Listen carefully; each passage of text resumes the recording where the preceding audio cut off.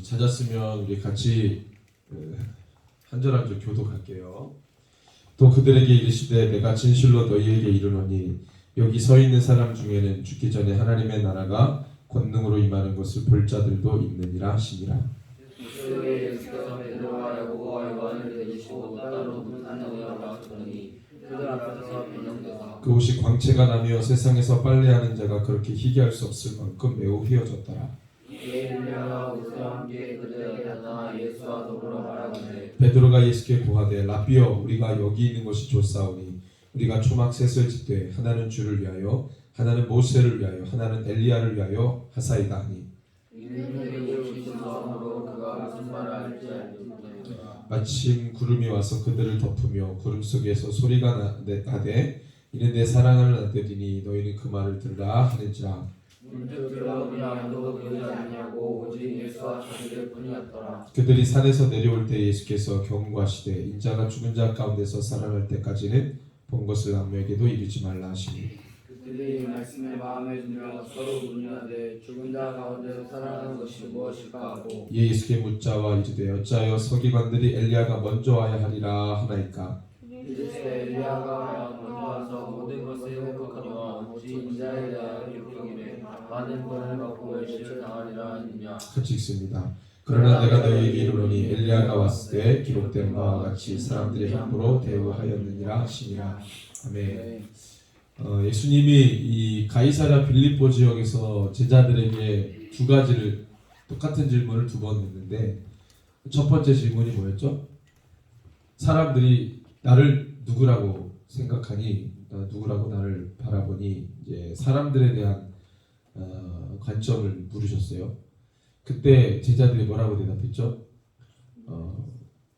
아니 사람들이 엘리야 세례 요한이든지 엘리야든지 뭐 이런 유대 사람들이 존경에 맞지 않는 그런 인물 중에 하나라고 생각하는 것 같습니다라고 제자들이 이렇게 대답했죠. 그것은 저마다 사람들이 생각하는 사항이 있었다는 거예요. 예수님이 세례 요한 같으면 좋겠다. 예수님이 엘리야 같으면 좋겠다. 그렇게 생각했다는 거예요. 그런데 베드로는 뭐라고 고백했다는 거예요? 주는 그리스도시요 살아계신 하나님의 아들이십니다. 너희는 나를 누구라고 하느냐? 주는 하나님의 아들이십니다. 당신은 그리스도십니다. 메시아입니다. 하나님이십니다. 라고 고백한 거죠. 그래서 예수님이 칭찬했어요. 그런데 갑자기 화제를 전환해서 하나님의 아들이십니다. 엄청나잖아요. 메시아입니다. 대단하잖아요. 그런데 곧바로 그 말 뒤에 나는 죽을 거야. 어디서? 십자가에서. 그랬더니 난리가 났어요. 절대 그러시면 안 됩니다. 하나님의 아들 메시아가 왜 십자가에서 죽습니까? 유대의 전통에 의하면 유대 사회 그러면 예언에 의하면 메시아가 반드시 올 텐데 그 메시아가 오면 다윗의 왕권을 회복하고 정말 이스라엘을 다윗 때처럼 만들어 놓을 거야. 이게 이제 메시아 전설이에요. 메시아 예언이고. 근데 그들이 몰랐어. 그 메시아가 와가지고 자기들을 왜 죽을 거라는 것을 몰랐어요. 십자가 질 거라는 걸 몰랐어요. 근데 이사야의 말씀에 이미 예언되어 있어요. 선지자들을 통해서 예언했는데 그 말은 유대인들에게 그 메시아가 와서 하는 일이라고 받아들이지 않았던 예언이에요. 근데 예수님이 그 말씀을 하시는 거죠. 이거 우리가 아는 거랑 다른데. 우리가 아는 메시아가 와서 해야 될 일과 다른데. 메시아가 오면은 이스라엘을 회복시키고 왕권을 회복해야지 왜 십자가에서 죽어? 충격이죠. 십자가? 그 수치스러워? 아니 왜 메시아가 굳이 와가지고 십자가에서 죽어? 그것도 대제사장들과 서기관들과 바리새인들의 손에 왜 죽어? 정말 이해할 수 없는 거죠. 그랬더니 베드로가 말렸어요.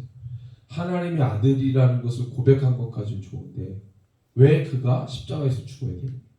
근데 우리가 저마다 주님을 믿고 바라보는 소망이나 이런 게 다 다를 수 있잖아요. 정말 달라요. 한 분이신 예수님을 믿는 신앙에 왜 이렇게 그분을 통해 얻고자 하는 바가 다양한지 모르겠어요. 결국 예수님이 우리에게 원하시는 건 뭐예요?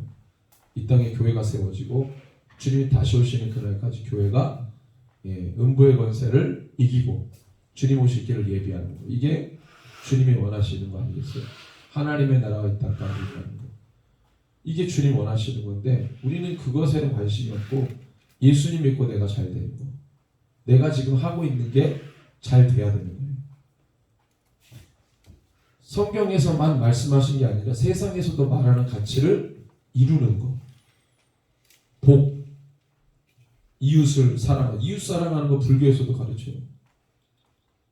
친절히 대해라. 그들을 도와줘라. 불교에서도 가톨릭에서도 많이 합니다. 무슬림 어때요? 우리 여러분들 가봤지만 무슬림들이 잘 섬겨요, 안 섬겨요? 잘 섬기죠. 걔네들은 그게 예언으로 돼 있기 때문에 이웃에게 오면, 이웃이 오면, 그 다음에 손님이 오면 잘 대접해줘요. 선을 쌓아야 되니까. 그죠? 이슬람 그 친구들은, 무슬림들은 선행을 쌓는 게 중요하잖아요. 그러니까 얼마나 잘 대접하는지 몰라요.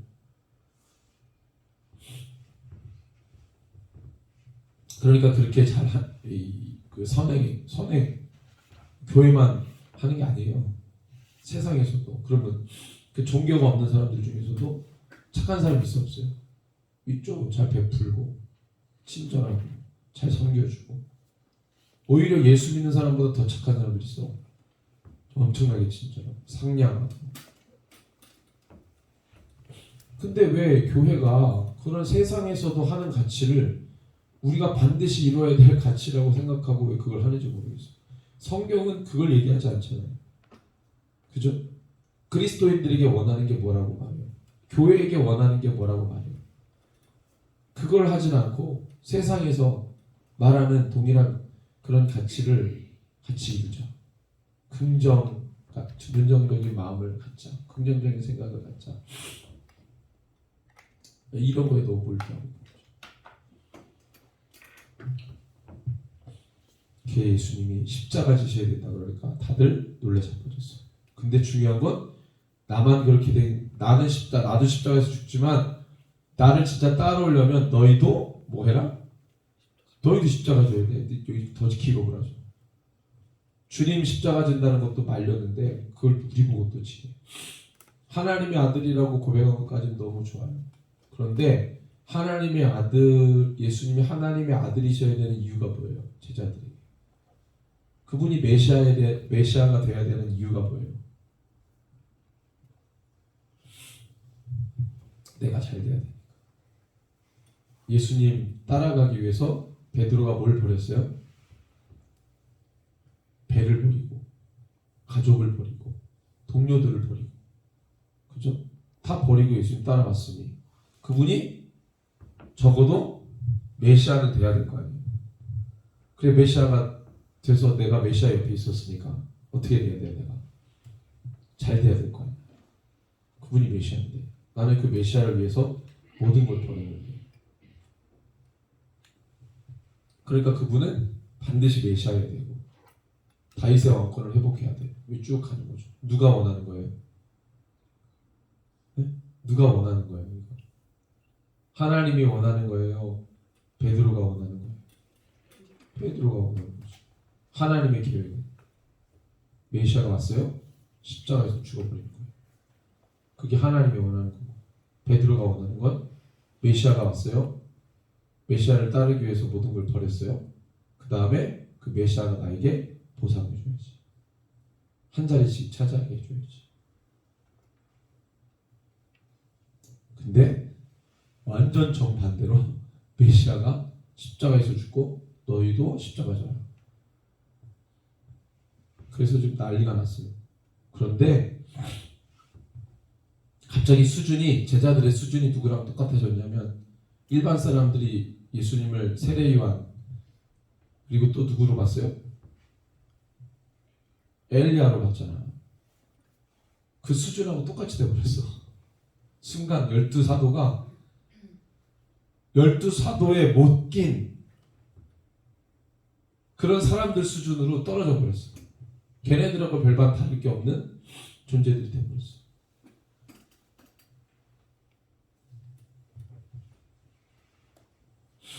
근데 그들을 데리고 예수님 어디로 가요?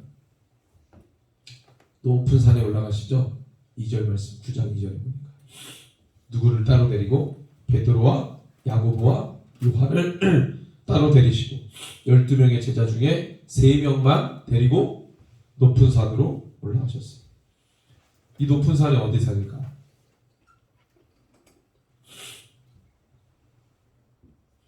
보통 유대 지역에서 높은 산 그러면 어디가 높은 산이에요?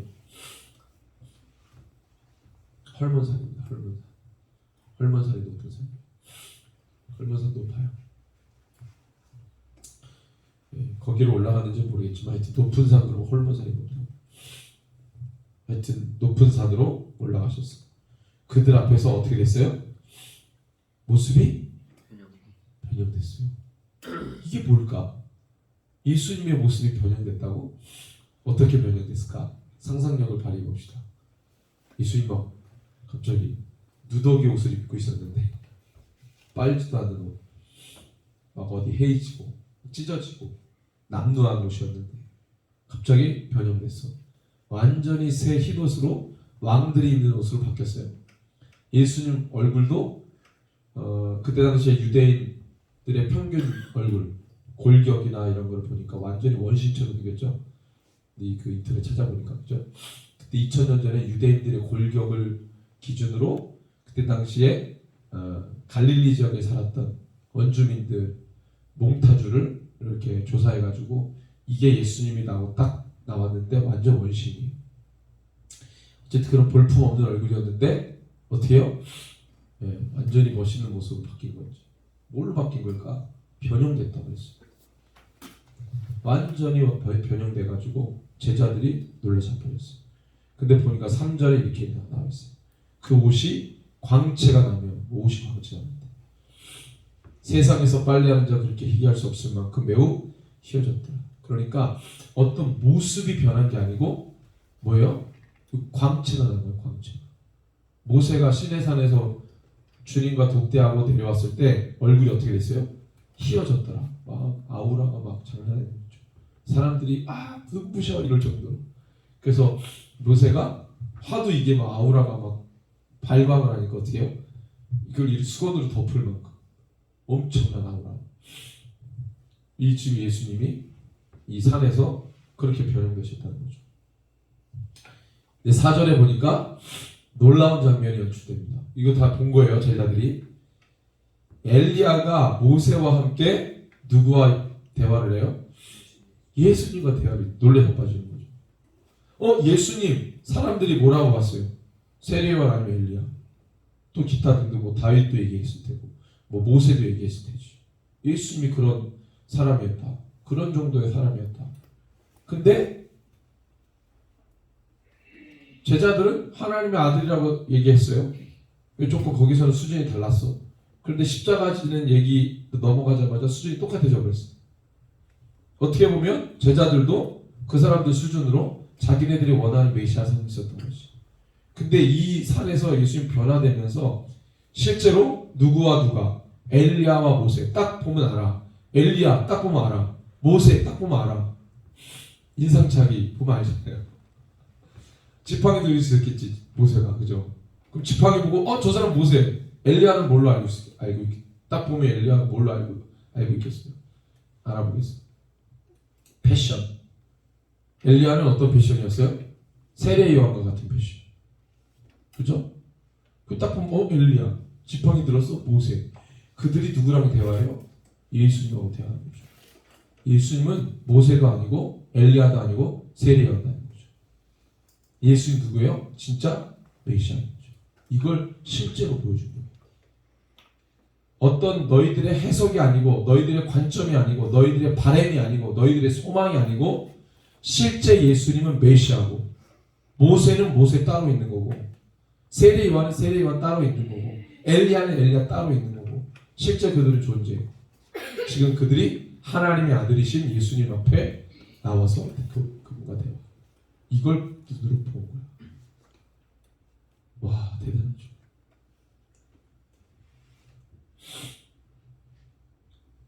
그러니까 그걸 보고 베드로가 눈이 뒤집어져요. 그런데 그래서 뭔가 좀 바뀔 줄 알았는데 수준이 똑같아. 그걸 보고 베드로가 뭐라 그래요? 주여 여기가 천국입니다. 여기에 집을 짓고 삽시다. 누구를 위해서? 누구를 위해서? 5절에 보니까 주님을 위해서, 모세를 위해서, 엘리야를 위해서. 여기에 괄호치고 또 있어요. 사실 세 개만 짓는 게 아니지. 모두 또 뭐도 지어야 돼. 자기들 것도 지어야지. 사실 그게 들어가는 거예요. 예수님을 위해, 모세를 위해, 엘리야를 위해, 또 저를 위해 같이 삽시다. 여기 뭐 내려갑니까? 죄 많은 데서. 이게 제자들의 수준이었다. 여러분들, 그래서 그리스도인이라고 하는 단계는, 수준은 사실 너무 엄청 높은 거예요. 교회라고 하는 수준은 실로 엄청 높은 거예요. 아니 어떻게 이렇게 주님이 설명하고 얘기했는데도 여전히 수준이 항상 그 자리에 머물렀어. 우리는 사실 너무 잘 되고 싶어. 고통이 없었으면 좋겠어. 어려움이 없었으면 좋겠어. 예수님 믿고 건강도 하고 돈도 많고 하여튼 대단하고 희한하고 막 희망찬란한 이런 것들을 늘 누리고 싶은 거예요. 많은 사람들이 나를 따르고 이 하는 일마다 잘 되고 높은 지위에 있고 많은 사람들 위해 군림하고 떵떵거리면서 살고 다 이걸 원해. 이게 세상 사람들이 원하는 거죠. 예수를 믿는 사람들이라도 예수님을 통해 그걸 얻고자 하는 거예요. 예수님 모르는 사람들은 예수님 모르고 자기 능력을 그걸 얻고자 하는 거예요. 예수님을 아는 사람들은 예수님을 통해 그걸 얻고자 하는 거예요. 다 예수님 알든 모르든 얻고자 하는 게 똑같아요. 근데 예수님이 성경에서 우리에게 보여주는 건 뭐예요? 그게 아니라는 거예요. 교회는 그게 아니라는 거예요. 교회의 역할은 거기에 있지 않다는 거예요. 내가 이 땅에 온 이유는 너희들 위해 왕으로 군림하게 온 게 아니고 나는 메시아지만 너희들의 죄 때문에 내가 대신 죽기 위해 온 거다. 예수님 죽으려고 오신 거죠. 예수님이 나를 위해 죽어야 그때부터 교회가 시작이 되는 거예요. 예수님이 당신의 이름으로 죄를 깨버리셔야 되잖아요. 죽어야 부활이 있잖아요. 그래서 그분의 이름을 믿어야 음부의 권세가 이기는 교회가 시작되는 거죠. 그 문을 예수님이 스스로 여신 거예요. 그리고 여신 그 문으로 우리가 따라오래요. 우리가 따라가는 거죠. 예수님이 손수 여신 그 문을 우리가 뒤따라가면서 함께 그 문을 통과하는 거죠. 그게 십자가의 길이고 십자가의 문이 그걸 좁은 문이라고 한 거예요. 좁은 길. 그 길이 아니고서는 교회가 시작될 수 없다는 거예요. 교회의 역할은 세상에서나 말하는 친절, 봉사, 섬김 그따위 정도가 아니라고. 영원히 죽을 수밖에 없는 죄인을 주님께로 돌이키게 하는 거예요. 내가 돌아섰듯이. 근데 세상 잡다한 프로그램으로 사람 바꿀 수 있어요? 못 바꿔요. 우리 습관, 버릇 중에 하나도 못 바꿔요. 잠시의 만족은 누릴 수 있지만 나의 본성을 못 바꾼다고. 그건 누구만 바꾸냐면 예수님의 이름으로만 바꿀 수 있어요. 나를 위해 죽으신, 모든 걸 내어주신, 그게 하나님의 사랑이라고 말했던 그 십자가에 사건이 없었다면 내가 죄인인데 의인 될 수 없는 거예요. 그래서 베드로 수준, 예수님과 모세와 엘리야를 위해 집을 짓고 또 내 집도 짓고 여기서 같이 삽시다. 이 정도 수준. 우리는 늘 여기에 머물러 있으려고 그러죠. 잘 되는 거, 늘 잘 되는 곳에 있고 싶어. 항상 죽을 자리로 들어가는 걸 싫어해요. 우리는. 힘든 자리로 들어가는 걸 싫어해요. 누군가 수고하고 헌신하고 희생하는 자리로 들어가는 걸 싫어해요. 불편하고 어렵고 아무도 하고 싶지 않은 그 일을 내가 하는 걸 원치 않아요.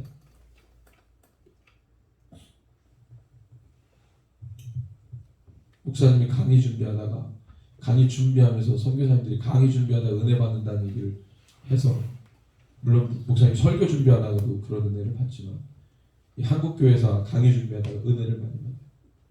근데 우리가 이렇게 예수님을 믿을 수 있었던 거는 150년 전에 180년 전에 이 귀신 숭배하는 이 땅에 예수 믿으면 목을 베어버리는 참수하는 이 땅에